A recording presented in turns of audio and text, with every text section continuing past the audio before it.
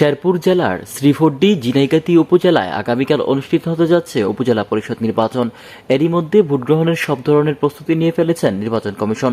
সন্ধ্যার মধ্যে প্রতিটি কেন্দ্রে পৌঁছে দেওয়া হচ্ছে উপকরণ সহ প্রিসাইডিং অফিসার, সহকারী প্রিসাইডিং অফিসার, পোলিং অফিসার সহ আইনশৃঙ্খলা বাহিনীর সদস্যরা ইতিমধ্যেই কেন্দ্রে কেন্দ্রে অবস্থান নিয়েছেন।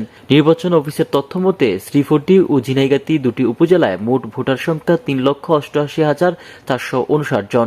শ্রীফড্ডি উপজেলায় 86টি কেন্দ্রে এবং ঝিনাইগাতী উপজেলায় 52টি কেন্দ্রে ভোটগ্রহণ অনুষ্ঠিত হবে। শেরপুর থেকে শামসুল হকের রিপোর্ট, আমার বার্তা ডিজিটাল।